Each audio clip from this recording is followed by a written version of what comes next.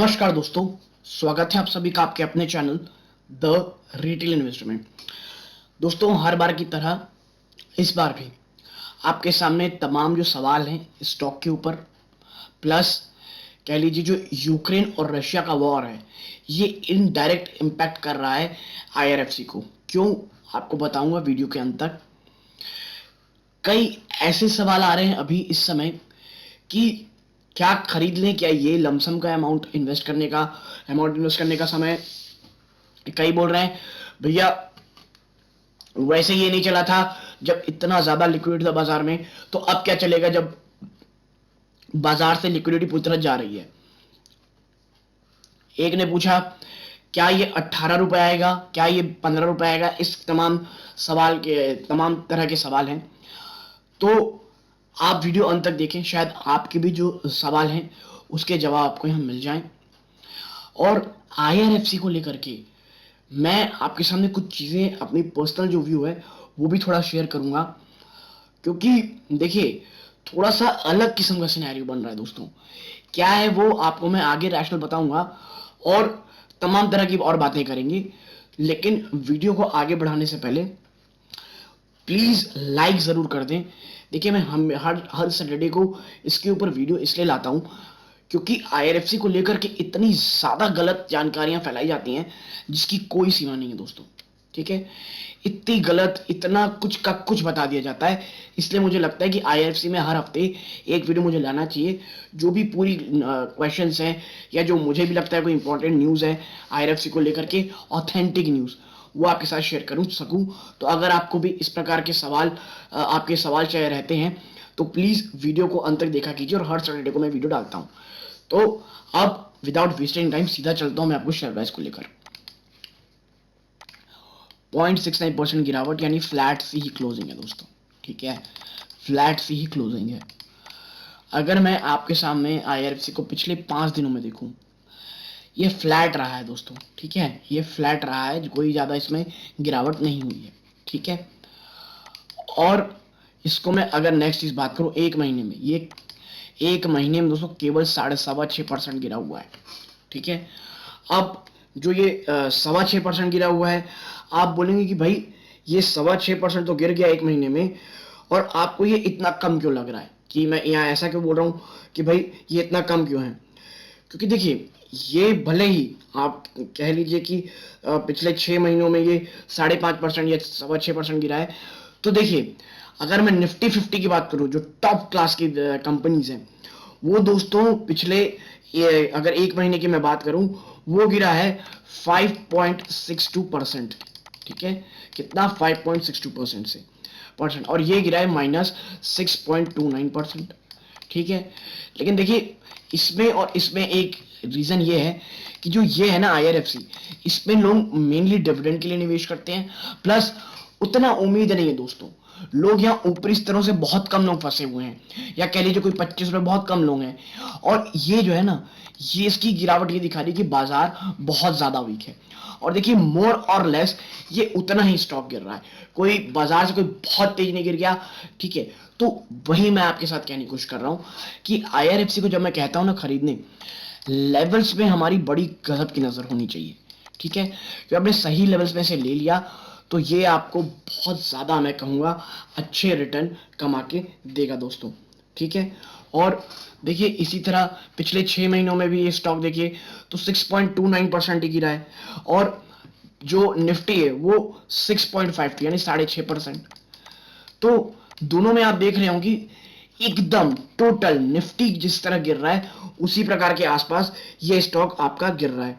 ठीक है, और ईयर टू डे मतलब जनवरी से अभी मैं अगर बात करूं, अगर मैं जनवरी से अभी तक की आपके सामने बात करूं, तो देखिए 6.29% ये गिरा है। ठीक है, 6.29, और निफ्टी की अगर बात करूं तो गिरा है 7.83%। ठीक है, तो देखिए ये 6.29, ये 7.83%। तो अगर थोड़े लंबे जाएंगे तो आप देखिए करंटली ये स्टॉक बहुत कम गिरा है बाकायदा निफ्टी की। तो मैं जब आपसे कहता हूं दोस्तों कि एक कह लीजिए एक हेजिंग फंड है, वो इसीलिए कहता हूं कि जब गिरावट बड़ी होती है ना, तो इसमें उतना बड़ा फॉल नहीं आता है। और वो निवेशक जो आईआरएफसी को कह लीजिए, या तो कहते हैं कि एकदम फ्रस्ट्रेटिंग स्टॉक है, कहते हैं कि भाई ये स्टॉक ही खराब है, उनसे मैं एक चीज कहना चाहता हूं कि इसे आप ना अपना हेजिंग की तरफ से, इसे एक हेजिंग स्टॉक की तरह ले और इसे माने कि आपको साल का, मैं ये हर बार जब भी मैं वीडियो बनाता हूं हर बार यह बात रिपीट जरूर करता हूं दोस्तों कि जो आईआरएफसी से प्लीज हेजिंग की तरह लें, साल में एक बहुत अच्छे लेवल में एक एंट्री करने की कोशिश करें एसआईपी मोड में, और अगर आपको एक अच्छे एवरेज प्राइस में ये मिलता है दोस्तों 13 to 15% का रिटर्न ये कहीं नहीं गया, और देखिए ये बाकी एफडी से तो कहीं ज्यादा है, ठीक है, और आपको ये डिविडेंड भी लगातार दे रहा है लगभग 4.5% से ज्यादा का। तो ऐसे में क्यों ये बहुत ज्यादा अच्छा स्टॉक है, इसीलिए मुझे अच्छा लगता है। लेकिन रैशनल समझिए, ये कोई आपको मल्टीफोल्ड रिटर्न या यूं कह ले कि ऐसे रिटर्न कि भैया यहां से शेयर भाग ही जाएगा ऊपर, ऐसे कोई रिटर्न नहीं देने वाला है दोस्तों, ठीक है। पहली चीज, अब देखिए जो रशिया और यूक्रेन का वॉर है वो किस तरह इंपैक्ट करेगा इन्हें, आईआरएफसी जैसे स्टॉक को। और जब मैं आईआरएफसी जैसे स्टॉक कहता हूं, मेरा मतलब यह है कि जो बॉन्ड के थ्रू ना दोस्तों मनी रेस करते हैं, और आपको याद होगा कुछ समय पहले आईआरएफसी ने कहा था कि भाई हम बॉन्ड के थ्रू पैसे रेस करेंगे या फंड रेस करेंगे, तो उसको लेकर के काफी अच्छी न्यूज है दोस्तों।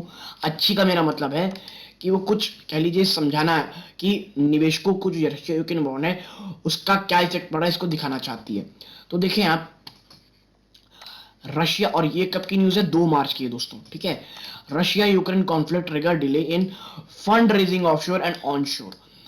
जो ऑफशोर फंड रेजिंग की जो कह लीजिए जो तैयारियां कर रही थी बड़ी बड़ी कंपनियां, इवन आईआरएफसी और भी एक दो कंपनी दोस्तों, उसमें काफी डिले हो सकता है। क्यों?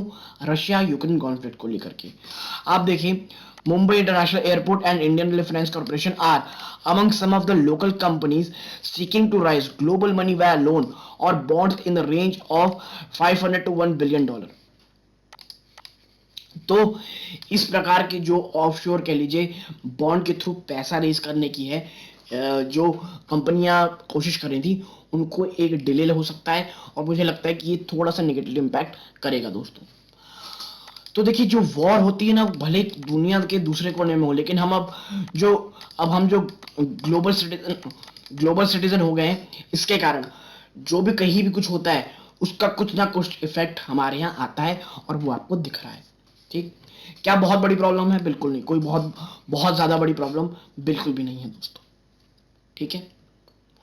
क्या करना चाहिए? देखिए, आईआरएफसी में जो निवेश करना है दोस्तों, उसकी स्ट्रैटेजी बहुत सिंपल है। पहला है, भाई आप एक चीज याद रखिए कि आप इसमें निवेश क्यों कर रहे हैं, ठीक है। सबसे पहला, आप क्यों निवेश कर रहे हैं? क्या आप इसे एक मल्टी बैगर मानते हैं? तो भाई ऐसा बिल्कुल भी स्टॉक नहीं है। हाँ, अगर आप इसे हाई डिविडेंड पेइंग स्टॉक मानते हैं और लम सम अमाउंट ना करते, थोड़ा थोड़ा निवेश करना चाहते फॉर अ लॉन्गर टर्म, जब तक सरकार की हिस्सेदारी 86% से घट के सीधा 75% के आसपास ना हो जाए, तब तक आराम आराम से हमें एक्यूमुलेट करना है। और जब ये एक्यूमुलेट हो जाएगा, हमारे पास एक बहुत अच्छी कंपनी जो आने वाले कई सालों तक रहने वाली है, जो 4.5-5% के आसपास डिविडेंड दे सकती है, और कभी कभी स्पेशल डिविडेंड भी अनाउंस कर सकती है अगर बस कैश काफी रहा तो ये रैशनल है। तो इसमें निवेश करना चाहिए, वो भी आराम आराम से। तीसरी, आपको इसमें बहुत ज्यादा, मैं कहूंगा, लॉन्ग टर्म के लिए ही सोचना चाहिए दोस्तों। देखिए, जब मैं बार बार लॉन्ग टर्म बोलता हूं, कई लोगों को लगता होगा लॉन्ग टर्म पता है, लेकिन आपको ये नहीं पता है लॉन्ग टर्म का जो ड्यूरेशन होता है वो मिनिमम 3 साल रहता है दोस्तों।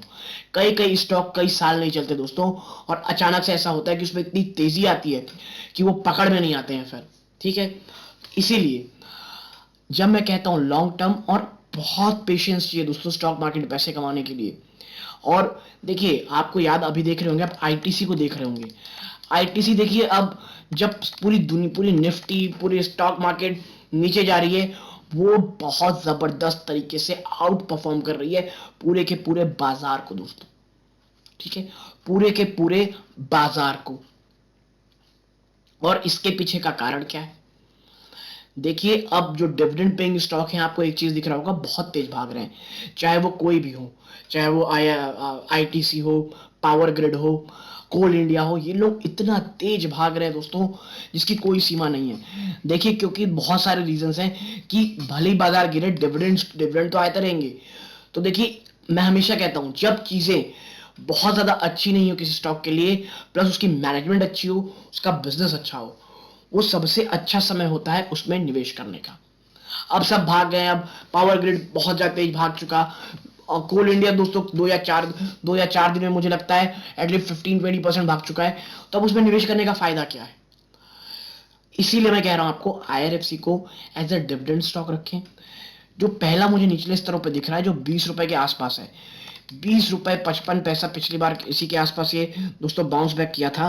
और अगर ये यहीं से बाउंस करता है वापस से, या अगर यहाँ आता है, तो आप या तो एक स्मॉल चंक ऑफ इन्वेस्टमेंट करें, क्योंकि याद रखिए इस बार जो क्वार्टर रिजल्ट आएंगे ना Q4 के, इस वक्त शायद कंपनी आईआरएफ से डिविडेंड अनाउंस करे, ये याद रखिए। और जब इसके रिजल्ट आने पास रहेंगे, आप देखेंगे इसमें थोड़ी तेजी आने लगेगी, और तब उसमें निवेश करने का कोई फायदा नहीं होगा, क्योंकि अभी तक केवल इंटरिम डिविडेंड दिया गया है, फाइनल डिविडेंड कंपनी ने नहीं दिया है, और अब वो Q4 में देगी ऐसा मुझे लगता है।